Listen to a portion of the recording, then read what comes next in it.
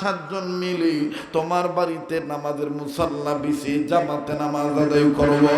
বাড়িওয়ালা লোকটা ডাক দিয়ে বললেন, হযরত জি, মেহমান যেহেতু চলে এসেছেন, মেহমান মেজবান হিসাবে মেহমানের সুন্নত আদায় করব, মেহমানের কদরদানি করব। ওস্তাদ জি, এই যে আমি একটা ব্যাগ হাতে নিলাম, আমি এই ব্যাগখানা নিয়ে বাজারে যাব, বাজারে যে আপনার জন্য বাজার সদাই করে নিয়ে আসবো। আমার বাড়িতে আপনি খানা খাবেন। রাশিদ আহমদ গঙ্গুই ডাক দিয়ে বলে, বেটা রে, ওইটা আমার জরুরত নাই, চাহাত নাই, তবে বেটা আমি তোমার একটা কথা বলি, বেটা তুমি আমার জলদি করে এক বদনা পানি এনে দাও, আমি অজু করব, অজু করব, আমি অজু করব। ওয়া ইন্নাহু লাযিকরুল্লাকা ওয়া লিকাওমিকা ওয়া সাওফা তুসআলুন। কোরআনকে আল্লাহ মহা সম্মানের কিতাব বানাইলেন। রাশিদ আহমদ গঙ্গি রহমতুল্লাহ আলাইহিকে ওযু করার জন্য পানি আনতে গেলেন। আমার ভাইরা, বাড়িওয়ালা বাবাজি পানি যখন আনতে গেলেন, এক বদনা পানি নিয়ে আসলেন। লক্ষ্য করে শুনবেন বন্ধু, তৎকালীন সময়ের বদনা ছিল মাটির বদনা। বলেন কিসের বদনা? আবার বলেন কিসের বদনা? মাটির বদনা ভরে এক বদনা পানি নিয়ে আসলেন। এই এক বদনা পানি যখন নিয়ে আসলেন, রশিদ আহমদ গঙ্গুইকে দেওয়া হলো। আল্লাহর ওলি জলচকির উপর বসিয়া যখন অজু বানাবেন, বাবাজি বিসমিল্লাহ বলিয়া যখন অজু শুরু করলেন, প্রত্যেকটা অঙ্গ প্রত্যঙ্গ ধোয়ার সময়, অজুর সময় শুরুতে বিসমিল্লাহ বলা। এবার আল্লাহর ওলি রশিদ আহমদ গঙ্গুই রহমতুল্লাহ আলাইহি যখন আমার বন্ধুগণ দুই হাত কবজি পর্যন্ত ধৌত করতেছিলেন, তিনবার আমার বাইরা তিনবার যখন আমার বন্ধুগণ তিনবার করে যখন দুই হাতের কবজি ধৌত করা হলো, এবার ওযুর তরতিব অনুযায়ী দ্বিতীয়বার মুখে পানি দিবে। আল্লাহর ওলি ওযু করতেছেন, আর তার ছাত্র শাগরেদেরা শায়েখের ওযু করা দেখতেছে। আমরা যারা মাদ্রাসায় পড়েছি, শায়েখদের কাছে বায়াত হয়েছি, আমাদের বুজুর্গরা উস্তাদরা যখন ওযু করে, আমরা সুযোগ পাইলে দেখি আমাদের মুরব্বী কেমন করে ওযু করে। নবী যেমন ওযু করতেন সাহাবীরা দেখতেন, সাহাবীরা যেমন ওযু করতেন আমার বন্ধুগণ সাহাবীর পরের জেনারেশনটা ওইভাবে দেখতেন। এভাবেই কিন্তু বাজান ধারাবাহিকতা চলে এসেছে। এবার রশিদ আহমদ গঙ্গুই যখন ওযু করতেছিলেন, আলেমরা দেখতেছে, হঠাৎ করে দেখতে পাইলেন দ্বিতীয়বার যখন মুখের মধ্যে পানি ঢুকাইল, ভাইগণ ওযুর তরতিব অনুযায়ী, নিয়ম অনুযায়ী তিনবার কুলি করবে। একবার পানি মুখের মধ্যে দিয়ে পানি ফেলে দিবে, আবার পানি দিবে, আবার ফেলবে, আবার পানি দিবে, আবার ফেলবে। কিন্তু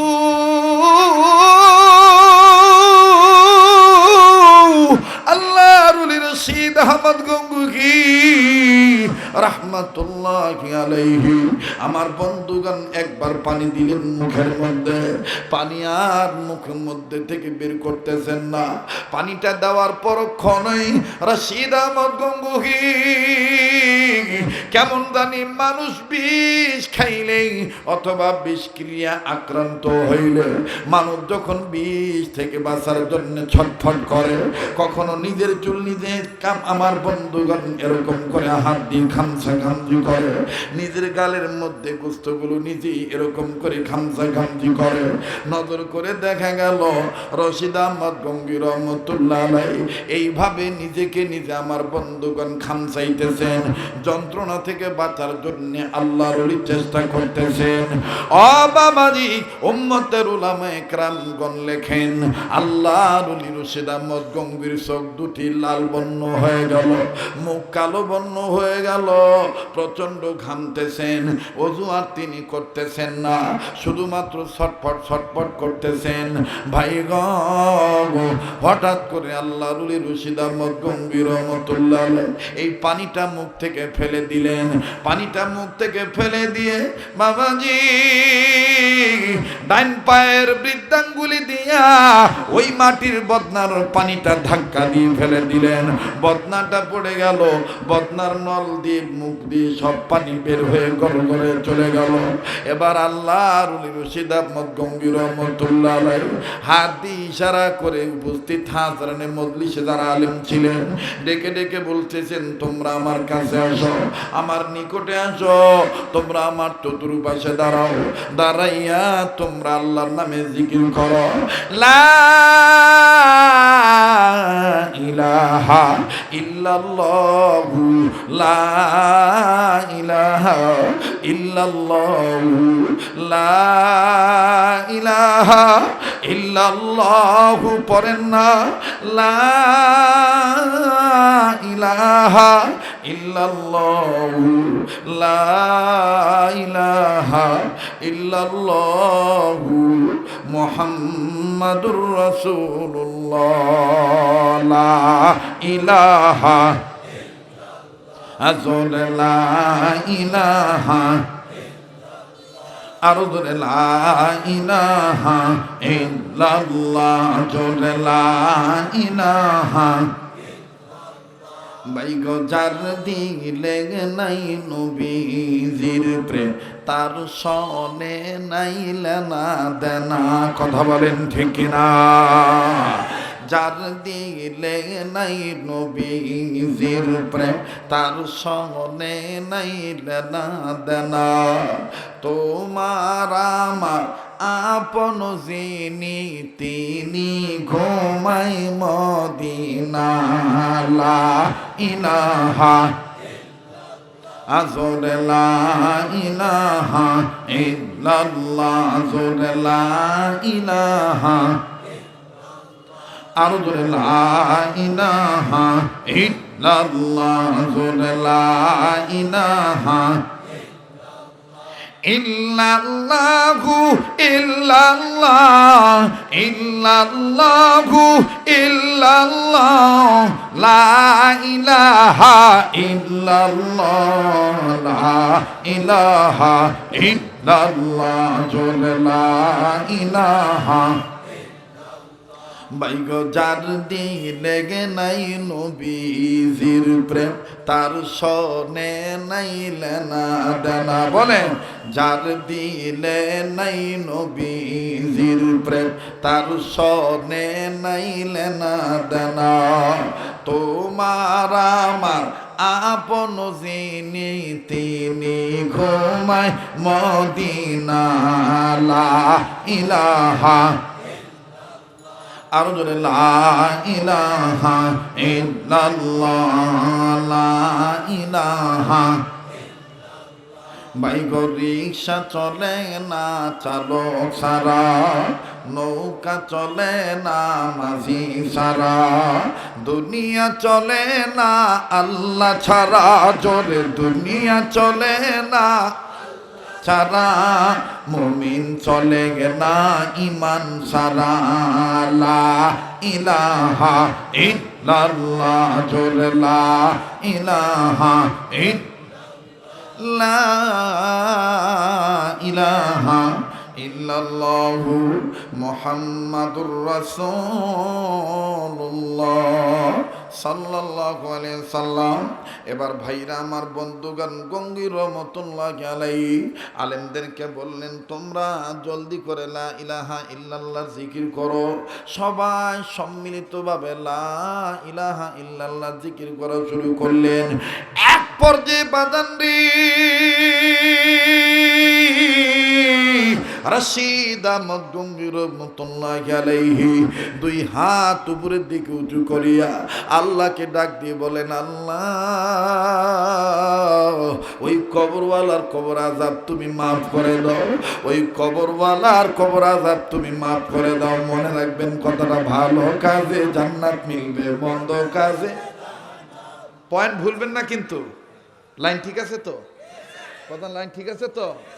আল্লাহ কবুল করলে অল্পতেই কবুল করতে পারে, আর আল্লাহ কবুল না করলে সারা জীবন তাহাজ্জুদ পড়লেও কাজ হবে না। কবুলিয়াত কার হাতে? জোরে বলেন, কার হাতে? আমার বন্ধুগণ, আমার ভাইরা, আল্লাহর হস্তে বলবো এদিক সেদিক তাকাবেন না। আল্লাহর ওলি রশিদ আহমদ গঙ্গী রহমতুল্লাহ আলাইহি সুন্দর করে বললেন, আল্লাহ আল্লাহ ওই কবরওয়ালার কবর আযাব তুমি মাফ করে দাও আল্লাহ। আল্লাহ রব্বুল আলামিনের কাছে যখন আল্লাহর গোলাম এভাবে 3 বার ফরিয়াদ জানাইলে, লোকগুলি জিকির বন্ধ করে দিয়ে কয়, হযরত ক্যা হো গায়ে, আমার কি হলো হযরত, এটা তো আমাদের বুঝে আসলো না। আল্লাহর ওলি রশিদ আহমদ গঙ্গী রহমতুল্লাহ আলাইহি বললেন, বাবা রে, আমাকে আল্লাহ যা জানাইছে তোমরা তা জানো না। ও বন্ধুরি, বুজুর্গ জ্ঞানী আলেমদের কাছে যে দেখবেন এই পৃথিবীর জমিনে ভারত উপমহাদেশে আমার বন্ধুগণ যতগুলি ওলামায়ে কেরাম অনেক জ্ঞানী ছিলেন, এর মধ্যে বাজান একজনের নাম পাওয়া যায় আনোয়ার শাহ কাশ্মীরি রহমতুল্লাহ আলাইহি। তার এত ব্রেন ভালো ছিল, উনি একবার যদি কোনো ছোট বড় কিতাব দেখতেন, প্রথম পৃষ্ঠা থেকে শেষ পৃষ্ঠা পর্যন্ত একবার দেখতেন, কিতাব বন্ধ করে হুবহু কিতাবের মতন সব বলতে পারতেন। আমার বন্ধুগণ, 2 নম্বর আর একজন পাওয়া যায়, যার নাম আমার ভাইরা মাওলানা জালালউদ্দিন রুম রহমতুল্লাহ আলাইহি। এত জ্ঞানী ছিলেন বাবা, কোনো মানুষ যদি প্রশ্ন করত, প্রশ্ন শেষ হওয়ার আগে প্রশ্নের উত্তর দিয়ে দিতেন জালালউদ্দিন রুম। সেই জালালউদ্দিন রুম রহমতুল্লাহ আলাইহি লিখে দিয়েছেন, মানুষ আছে কাপড় নাই, কাপড় আছে মানুষ নাই। এটার আসল ব্যাখ্যাটা জানতে চাই, এখন কি করে সমাজে শান্তি প্রতিষ্ঠিত হবে, এটা আমাদের জানা ছাড়া উপায় নাই। কথা বলেন ঠিক কিনা? সামনেতে মরাইয়া গিয়েছি যত, পিছনে পড়েছি তত, সংখ্যাতে শুধু বাড়িয়ে চলেছি গরু ছাগলের মতো। মনে রাখবা ভাই আমার, কুত্তায় কিন্তু বাচ্চা দেয় বহু। আমার ভাইরা, একটা কুত্তারও তেমন দাম নাই, কিন্তু বাবাজি গরু বাচ্চা দেয় একটা গো। গরুর কেজি, গোস্তের কেজির ওজন যদি 2000 টাকা কেজিও হয় বাবা, তাও দেখবেন গরুর স্বাদ, গরুর সুঘ্রাণ, গরুর বরকত ফুরাবে না। রাগ করতেছেন? এদের হইতেছে মোহতারাম হাজিরিন। এবার গঙ্গী রহমতুল্লাহ আলাইহি ডাক দিয়ে বললেন, বাবারা তোমরা যখন জিকির করলা, বলে হুজুর আমরা জানতে চাই, আপনি মুখে পানি দেওয়ার পরে, আপনি মুখে পানি দেওয়ার পর আপনি যে জবান বন্ধ হয়ে গেল, আপনার চোখ যে লাল বর্ণ হয়ে গেল, আপনার চেহারা যে কালো বর্ণ হয়ে গেল, আপনি যে ছটফট করতেছিলেন বুঝলাম না, এখন আবার পানি লাথি মেরে ফেলে দিলেন, আর আমাদেরকে বলতেছেন লা ইলাহা ইল্লাল্লাহর জিকির করার জন্য। ও বাবাজি, আল্লাহর ওলি রশিদ আহমদ গঙ্গী রহমতুল্লাহ আলাইহি বললেন, বেটারে কি বলবো, আল্লাহ পাক আমাকে যা জানাইছি তোমরা তা জানো না, আল্লাহ আমারে যা দেখাইছি তোমরা তা জানো না। বাবাজি, আলেম হিসাবে, ওলামায়ে কেরাম হিসাবে আমরা আরো জানি গো, রশিদ আহমদ গঙ্গী রহমতুল্লাহ আলাইহি এমন বিচক্ষণ ব্যক্তি ছিলেন, উনি যদি চর্ম চোখ বন্ধ করতেন, কোন এলাকায় কোন জায়গায় কত ভাবি কি ভাবি কবরের আযাব হইতেছে, উনি সব দেখতে পারতেন অন্তরের চোখ দিয়া। মালে দুনিয়া খকে সারা রাদেহান, মালে দুনিয়া খকে সারা রাদেহান, আখেরাত পরহেজগারে রাদেহান। আমার বন্ধুগণ, আমার ভাইরা, আল্লাহর ওলি রশিদ আহমদ গঙ্গী বলেন, বাবা আমি কেন মুখ থেকে পানি বের করতে পারলাম না? এই মাটির বদনায় যখন আমাকে পানি দেওয়া হলো, এই পানি দ্বারা যখন আমি ওযু করতে যাই, দ্বিতীয়বার মুখে পানি দিলাম, পানিটা দেওয়ার পর আমার মুখটার মধ্যে এমন তিতা লেগে উঠলো, পানির মধ্যে এমন দুর্গন্ধ পাইলাম, এই পানিটা মুখে দেওয়ার পর শরীরে বিষাক্ত প্রাণী দংশন করলে যেইভাবে বিষ ক্রিয়া রক্ত চলাচল বন্ধ হয়ে যায়, আমার দাঁতের গোড়াগুলি তেমন অবশ হয়ে গেল, আমি এখন কি করি উপায় খুঁজে পাই না। আল্লাহর কাছে বলতেছি, আল্লাহ এটা কি আমার গুনার কোনো কারণ নাকি? আল্লাহ আমার অপরাধ কি? ওযু করতে যায় তো কোনোদিন পানি এরকম লাগে নাই, কেন এই পানিটা এরকম তিতা লাগতেছে, আর এরকম কেন দুর্গন্ধ? হতে পারতো পাত্রর দোষ, হতে পারতো যে ভান্ডে রাখছে ভান্ডের দোষ, কিন্তু আল্লাহ এরকম করে আমার দাঁতের গোড়া অবশ হয়ে গেল কেন? আমার মুখ কেন আমি নাড়াইতে পারি না? আল্লাহ গো, তুমি যদি আমারে জানাই দিতা আল্লাহ, আমি তওবা করতাম গো আল্লাহ। আল্লাহ পাক ডাক দিয়ে বললেন, বান্দা আব্দুল রশিদ, এটা তোমার গুনাহ নয়। তুমি যেই বদনা দ্বারার পানি, যেই বদনার পানি দিয়ে ওযু করতেছ, এই বদনা মাটির বদনা, আর এই বদনা যে এলাকার মাটি দিয়ে বানানো হয়েছে, ওই এলাকার কারণে আজকে তোমার এই ঘটনা। একটু লম্বা হয়ে যাচ্ছে, যে কষ্ট হচ্ছে নাকি? বলে ওই এলাকার জন্য তোমার এই ঘটনা। বলে ওই এলাকার কি ঘটনা যদি একটু বলতেন গো আল্লাহ। আল্লাহ পাক এলকার মাধ্যমে জানায় দিলেন, বাজান ইলহামের মাধ্যমে জানালেন, ওগো আল্লাহর ওলি বান্দা তুমি আব্দুর রশিদ শোনো, যেই এলাকার কারণে আজকের এই বদনাটা, এই বদনার পানি তিতা হয়ে গেছে। ও আব্দুর রশিদ, ওই এলাকায় একটা মুসলমানের বাচ্চা কোরআন শরীফকে জানে, কোরআন শরীফ দামের কিতাব, এরপরও কোরআন শরীফকে পৃষ্ঠতে দেখায়, কোরআনকে তেমন সম্মান করে না, কোরআনের গায়ে ধুলা বালি লেগে আছে, কোরআন মোছে না, কিন্তু তার পরনে পায়ের জুতা একদিন দুই দিন না যাইতে নিজের কাপড় দিয়া মোছামুছি করে, আর আমার কোরআনের গায়ের উপরে ধুলা লেগে আছে। বাজান কতটা কথাটা তিন ভাবে আল্লাহ ওয়ালাগণ লিখেছেন। কেউ বলেছেন কোরআনকে অপমান করার কারণে, কেউ বলেছেন আল্লাহর আইন অস্বীকার করার কারণে, কেউ বলেছেন ঈমান থাকা সত্ত্বেও নেক আমল না করার কারণে। যাকে বাজান একটা ধরলে আপনি বুঝতে পারবেন। আল্লাহ পাক ডাক দিয়ে বললেন, বান্দা আব্দুর রশিদ শোনো, এই বান্দা আমার কোরআনকে বৃদ্ধাঙ্গুলি দেখাইছে, যার কারণে আমি আল্লাহ তারে কবরে আযাব দিয়া ধরেছি, এমন আযাব দিতেছি এই আযাবের কারণে গোটা এলাকার মাটি তিতা হয়ে গেছে, আর এই তিক্ত মাটি দ্বারা বদনার কারিগর বদনা বানাইছে। এটা আমি আল্লাহ রব্বুল আমিন তোমারে ধরে দিলাম,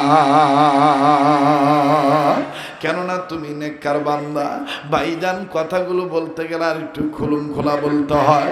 ইমাম আজম আবু হানিফা রহমতুল্লাহ আলাইহি, তিনিও জ্ঞানী মানুষ, আলেম ছিলেন, আল্লাহওয়ালা ছিলেন। উনি যখন ওযু করতেন বাজান, ওনার ওযুর পানির সাথে গোনাগুলি ঝরে ঝরে পড়তো। কথা বলেন ঠিক না বেঠিক? এগুলো আলেমদের মুখে শুনছেন কিনা? আল্লাহু আকবার, আল্লাহু আকবার। রশিদ আহমদ গঙ্গী রহমতুল্লাহ আলাইহি বললেন, আল্লাহ কোরআনকে অসম্মান করার কারণে আজকে তার কবরে আযাব হইতেছে। আমার ভাইরা, কথা বলতে যে কথা বেড়ে যায়। আপনার বেশি জানা লাগবে না, আপনি যতটুকু জানেন ততটুকুর উপর আমল করেন। আল্লাহু আকবার, আল্লাহু আকবার। সুলতান মাহমুদ গজনবী রহমতুল্লাহ আলাইহি কোনো এক বাড়িতে শোয়ার জন্য গিয়েছিলেন, বিশ্রামাগারে বিশ্রাম করবেন, পা মেরে দিবেন বন্ধু। হঠাৎ করে শোয়ার সময়, পা মেলানোর সময় নজর করে দেখে পায়ের জায়গায় কোরআন শরীফ রাখা, কোরআনের তাক দেখা যায়। সুলতান মাহমুদ গজনবী পা দুইটা মেললেন না, কোরআনুল কারীম জায়গায় রেখে জায়গায় রাখা হলো। সুলতান মাহমুদ গজনবী পা দুটি গুটিয়ে ফেললেন, পা দুটি গুটিয়ে ফেলে সারা রাত ঘুমাইলেন না। কোরআনের প্রতি আদবের খেলাপ কাজ হয়ে যাবে। বাজানরে কষ্ট করে রাত্রি জেগে থাকলেন, তাহাজ্জুদ নামাজ আদায় করলেন, ফজর নামাজ পড়লেন। সুলতান মাহমুদ গজনবী আল্লাহর দেওয়া নির্ধারিত সময় মোতাবেক দুনিয়া ছেড়ে বিদায় হয়ে গেলেন। আল্লাহু আকবার। আল্লাহর ওলি যখন দুনিয়া থেকে বিদায় হয়ে গেলেন, সুলতান মাহমুদ গজনবী ইন্তেকালের 1 বছর নয়, 100 নয়, 200, 300, 400, 500, 600, 700, 800, 900, কেউ লিখেছেন 950 বছর, কেউ বলেছেন 1001 বছর। এত বছর পর কোনো এক কারণে সুলতান মাহমুদ গজনবীর কবরের পার ভেঙে গেল, কবরের থেকে লাশ বের হয়ে গেল। কিন্তু আশ্চর্যজনক ঘটনা হলো, সবাই নজর করে দেখতেছি এটা পারিবারিক কবরস্থান। আগেকালের জমিদারগণ যারা ফ্যামিলিগতভাবে সম্পদশালী, বিত্তশালী, আমার ভাইরা আগেকার ধনী মানুষেরা, হিন্দু হোক, বৌদ্ধ হোক, মুসলমান হোক, ওনারা পারিবারিক কবরস্থানের জন্য জায়গা করে রাখতেন। কথা বলেন ঠিক না বেঠি? আবার কত সনে মারা গিয়েছে, কত হিজরিতে মারা গেছে, এটাও বাজান খোদাই করে পাথরে নোট করে লিখে দিতেন। এলাকার নবীন প্রবীণ ও সবাই দেখতেছেন 1001 বছর আগে এই লোকটা মারা গেছে। 1001 বছর পর কবরের মাটির পার ভেঙে গেছে, লাশ বের হয়ে গেছে। কিন্তু আশ্চর্যজনক ঘটনা হইল, কাফনের কাপড় পচে নাই, রংটাও নষ্ট হয় নাই, যেমন নতুন তেমনই নতুন রইয়া গেছে। লাযিকরুল্লাহ কাওয়ালি কওমিকা ওয়া সাওফা তুসআলু।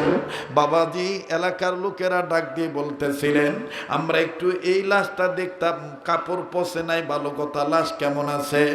গুরুজন মুরব্বী ও বাবাজি উম্মতের উলামায়ে কেরামগণ ওই সময়ের সুলতান মাহমুদ গজনবীর লাশের বান্ধন খুললেন, মুখটা বের করে দেখলেন কাপড় তো পচে নাই। আল্লাহর ওলি সুলতান মাহমুদ গজনবীর গায়ের একটা পশম পর্যন্ত পড়ে নাই। তাজা তাজা তাজা তাজা বাজান রে, লাশটা অক্ষত অবস্থায় আছে, মুসকে মুসকে হাসে। বুজুর্গ ডাক দিয়ে বললেন, আল্লাহ আমি যদি একটু জানতে পারতাম সুলতান মাহমুদ গজনবীর এই খুশি থাকার কারণ কি, আল্লাহ কোন উসিলায় তুমি তারে মাফ করে দিয়েছ। আল্লাহু আকবার, আল্লাহু আকবার। স্বপ্নের মাধ্যমে বুজুর্গ জানতে পারলেন সুলতান মাহমুদ গজনবীর সাথে সাক্ষাৎ হলো। ডেকে ডেকে বলতেছেন, সুলতান মাহমুদ গজনবী তোমার সাথে আল্লাহ কেমন ব্যবহার করেছে। সুলতান মাহমুদ গজনবী ডেকে ডেকে বলে দিলেন, আমার আল্লাহ কোরআনকে আদব করার কারণে আল্লাহ আমারে মাফ কইরা জান্নাত দিয়ে দিছে। ও বাবাজি এতক্ষণের বয়ান দ্বারা রশিদ আহমদ গঙ্গুই রহমতুল্লাহ আলাইহি এরপরে দেখেন কি করলেন। গঙ্গুই রহমতুল্লাহ আলাইহি বললেন, পানিটা চেঞ্জ করে আনো। পানিটা চেঞ্জ করে আনা হলো। পানি চেঞ্জ করার পর আবার গঙ্গুই রহমতুল্লাহ আলাইহি ওযু করলেন, বদনাটার দিকে নজর দিলেন। বাজান কিছু কিছু পাত্রের পানির যখন ভরা হয় দেখবেন ওই পানির মধ্যে আমার আপনার ছায়া দেখা যায়। কথা কথা দেখা যায় না? কিন্তু রশিদ আহমদ গঙ্গুই বদনার ভিতরে নজর করে দেখতে পায় ওনার ছায়া নাই। একজনেরই কবর দুইটা। কয়টা? একজনের কবর হয় কয়টা? কিন্তু বদনার ভিতরে দেখতে পাইলেন কয়টা কবর? দুইটা কবর দেখতে পাইলেন। একজনই ব্যক্তি আগে ছিল এই কবর আর এখন এই কবর। বলে আল্লাহ বুঝলাম না। আল্লাহু আকবার। দেখেন আমি কি বলতে চাই, গঙ্গুই রহমাতুল্লাহ আলাইহি কি বলেন, আল্লাহু আকবার। যারা বলেন এত বড় বড় মাদ্রাসা থাকতি এই চন্নাপাড়া এলাকায় এই তারতিলুল কোরআন মাদ্রাসা, তারতিলুল কোরআন হাকিমিয়া কওমি মাদ্রাসা, এই মাদ্রাসা বার বানানো লাগবে কেন? হাটাজারি মাদ্রাসার প্রবীণ বুজুর্গ আলেম ছিলেন মাওলানা জমির উদ্দিন রহমাতুল্লাহি আলাইহি। তিনি তার কিতাবের মধ্যে লিখে গিয়েছেন, আল্লাহর কোনো বান্দাবান্দি যদি, আল্লাহর কোনো বান্দাবান্দি মুসলমানের কোনো ছেলে মেয়ে যদি আর কিছু জানুক আর না জানে না জানো, লা ইলাহা ইল্লাল্লাহু মুহাম্মাদুর মুহাম্মাদুর রাসূলুল্লাহ সাল্লাল্লাহু আলাইহি সাল্লাম। এই কালেমা তৈবা যদি একবার শুদ্ধ করতে পারে, খুব শুদ্ধ করে পড়তে পারে, আমার আল্লাহ এই কালেমা পড়ার দরুন ওই ব্যক্তির বাবার মার বংশের ময় মুরব্বীদের কবর আযাব মাফ করে দেয়। সুবহানাল্লাহ, সুবহানাল্লাহ, সুবহানাল্লাহ। এখন আপনারা বলেন, এই তারতিলুল কোরআন হাকিমিয়া মাদ্রাসা বলেন, আর বর্মি বড় মাদ্রাসা বলেন, আর শ্রীপুর থানায় যত বড় বড় মাদ্রাসা আছে, ছোট ছোট বড় যত প্রতিষ্ঠান আছে, বলেন তো বাজান, কালেমা তৈয়্যিবা পড়ানো হয় কি হয় না? আবার বলেন, হয় কি হয় না?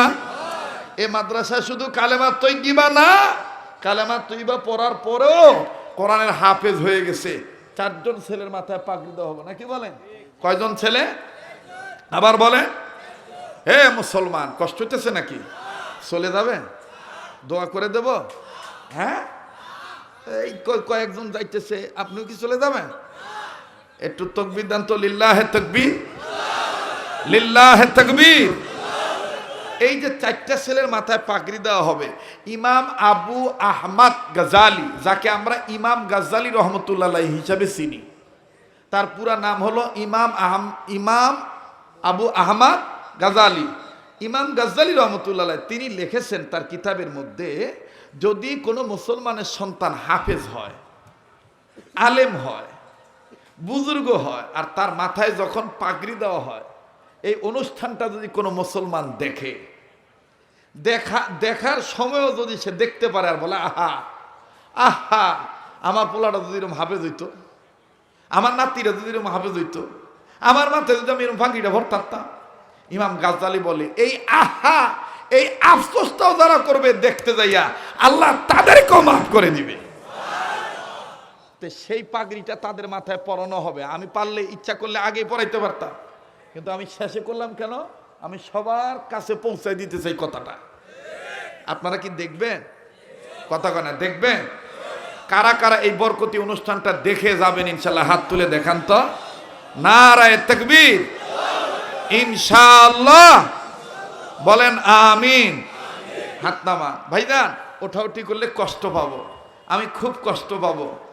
অসুস্থ মানুষ, আল্লাহ শারীরিকভাবে কোনো অসুখ দেয় নেই, কিন্তু আল্লাহ তাআলা কণ্ঠটাকে হেফাজত রেখেছে।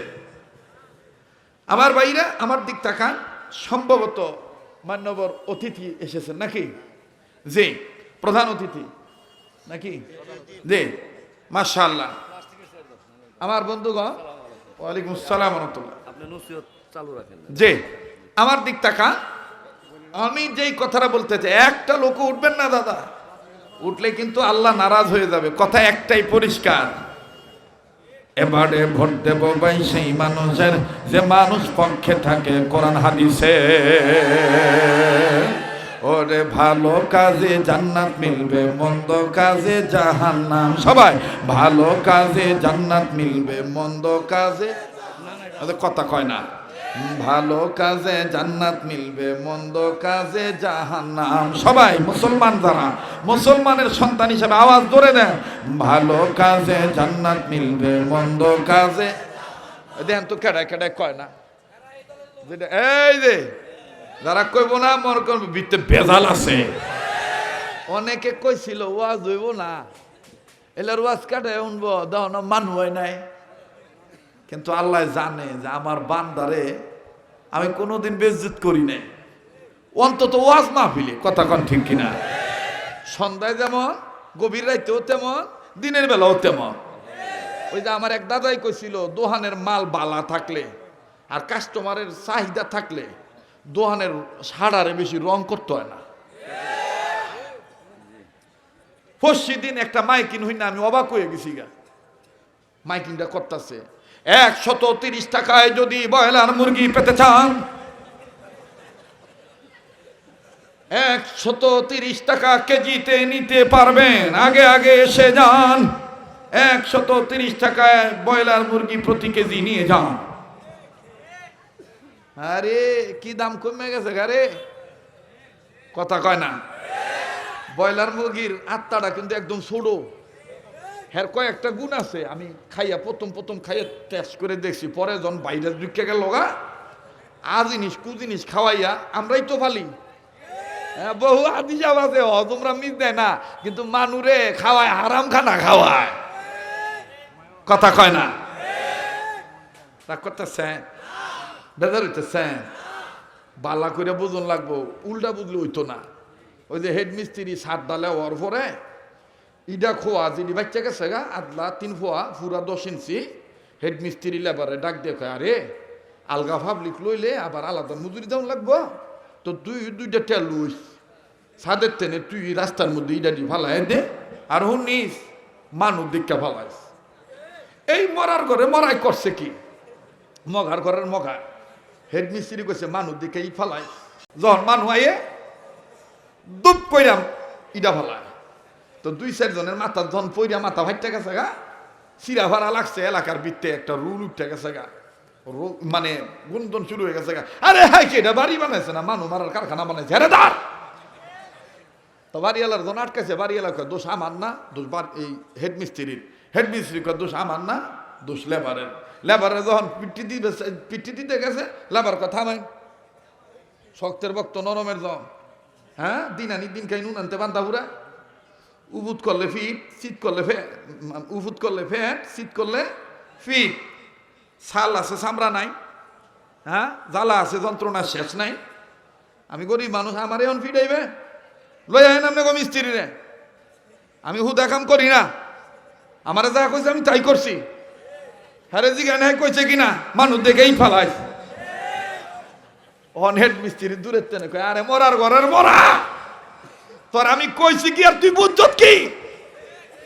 কোরআন আল্লাহ তাআলা নাজিল করলেন কেন? আল্লাহ কোরআন রে নাজিল করলেন কেন? শুধু ধর্মীয় কিতাব আকারে না, শান্তির কিতাব আকারেও, হেদায়েতের কিতাবের আকারেও, সমাজ সংস্করণ করণ, সামাজিক অবক্ষয়, নৈতিক অবক্ষয়, চারিত্রিক ধস, এগুলোকে ভালো করা যায় কিভাবে, কি ফরমালিটিতে, কোন শিক্ষায় শিক্ষিত হইলে আপনি সমাজকে ভালো করতে পারবেন, নিজে ভালো হইতে পারবো, এই বিষয়ে কোরআন নাজিল হয়েছে। কথা কন ঠিক কিনা? কিন্তু এই কোরআনটারে নিয়ে থুয়ে দিছে লালনের মাজারও। কোন মাজারও? বাংলাদেশে এমন এক শ্রেণীর মানুষের কাছে লালন হইল সবচাইতে বড় বীর। একটা মুসলমানের সন্তান একটু দাঁড়া এখন তো লালন আঙ্গফির বা এই ধর্মের পরিচয় আছে। আরে মিয়া লালন কি মুসলমান না হিন্দু না খ্রিস্টান, এ পরিচয় তো নাই। কিন্তু আমরার কপাল কত ভালো, ইনুস কাকাই যে কি বুঝছে এটা করলো আল্লাহ ভালো জানে। হ্যাঁ তল দিয়া ইনুস কাকা লালন দিবস রে জাতীয় দিবস ঘোষণা কইরা লাইছে। এটা কেউ জানেন না, কিন্তু কাপড় আছে, কথা কয় না রে, ক্ষমতা আছে, ক্ষমতার সঠিক ব্যবহার নাই।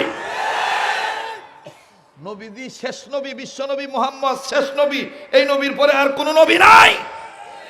এই কথাটা এই বিলটা পাস হয় না।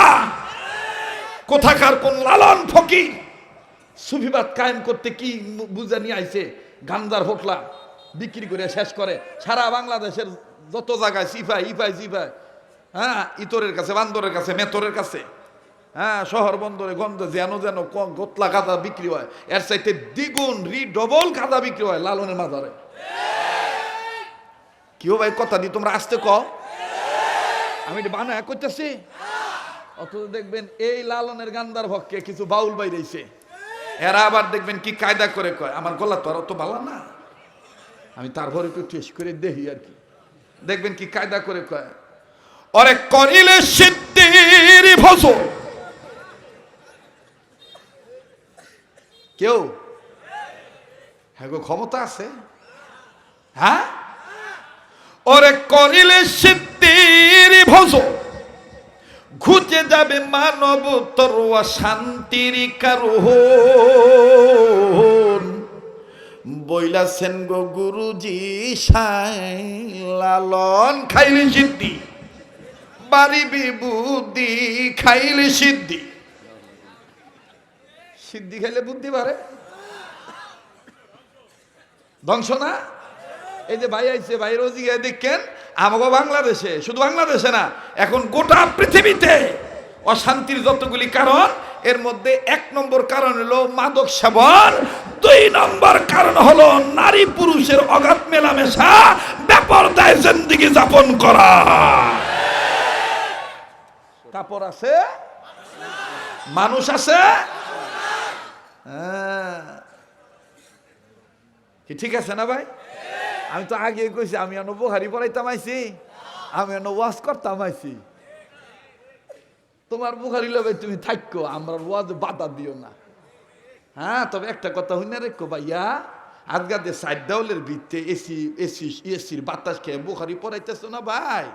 এক সময় আমরার এই টুডা ভাড়া বক্তার মেহনতে কালেকশনের দ্বারা ইট সিমেন্ট বালি জোগাড় করে কিন্তু এই দেওয়ালটা হইছে।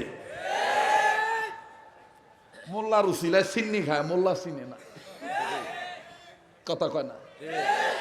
মোল্লার উসিলায় চিন্নি খায়, মোল্লা চিনে না। শ্রীপুরে এই এলাকায় বহু মসজিদ মাদ্রাসা আছে যে শরীয়তপুরীর 2 ঘন্টা 2.5 ঘন্টা 1 ঘন্টার ওয়াজের ফসল যখন হাত পাচ্ছে মসজিদের জন্য মাদ্রাসার জন্য, তখন কেউ না দিয়া যায় না, কম বেশ দিছে। তাহলে জায়গাওয়ালা বুঝলে দিতে পারে, জায়গায় বলবো, কথা কেনা জায়গায় বলবো। মনে রাখবো কেডা? মাফ করে দিব কে? আল্লাহ আমাদেরকে সহিবুল দান করে। আবার বলেন আমিন।